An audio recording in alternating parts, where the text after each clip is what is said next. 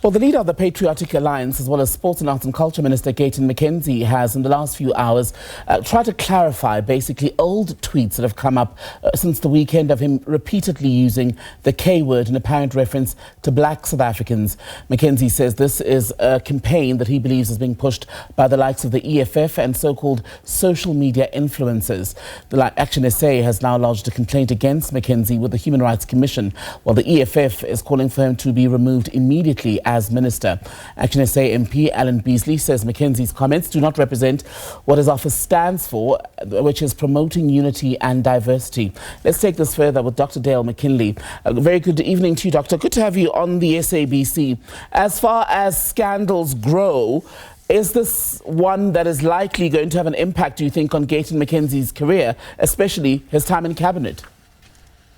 Yeah, good evening, Tibakila, and thank you for having me. Listen, I think absolutely it should. It should definitely have an impact. I mean, what he's said, and I've looked at every single tweet over the last year, and in fact, going back several years, it's clearly racist. It's clearly unacceptable. It clearly, I think, it basically makes it clear that he is someone who is acceptable as a minister, as someone, as a public figure.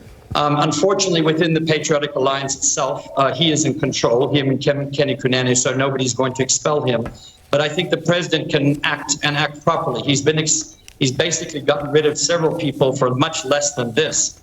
And it's something that I think most South Africans, if they look at it honestly, would realize that this is something that we cannot accept right now. It doesn't matter who you are. It doesn't matter what color you are. When you use the K word in that context, it is unacceptable and should be punishable. So it's one thing for the president to have acted, for example, against a deputy minister from the Democratic Alliance. The difference here with Gayton McKenzie is he's also the leader of a party that's a portion of the government of national unity. Does that not present a unique set of political complications, possibly? Because let's say he's removed as Minister of Arts and Culture, who then replaces him from the PA, for instance?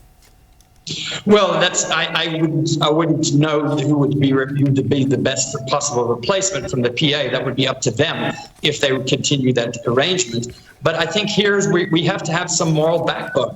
Our president has to show some kind of principle. If we can't have a situation where we say that our constitutional values, our Bill of Rights, our hate speech laws don't mean anything because of political expediency, because you want to continue to basically have the GNU as it is.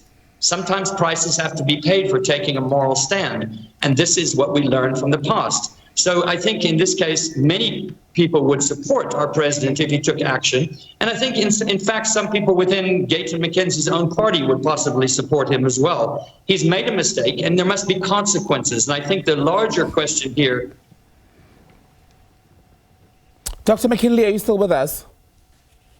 Okay, I think we've lost Dale McKinley, who was speaking to us about the controversy around Gayton McKenzie, the Arts and Culture Minister, who's also leader of the Patriotic Alliance, about those tweets which were brought up spanning a period of a few years, in fact, where he'd repeatedly used the K word, which has, of course, in South Africa, racist meaning when you consider how it was used frequently against black South Africans in the apartheid years. I don't think we're able to get Dale McKinley back, but it's worth saying that Gayton McKenzie has also issued an apology for those tweets in the past, but also said that he does not believe that they were necessarily racist posts because they weren't targeted at any specific individual. I'm hoping we can get Dale McKinley back on the line and continue the conversation later.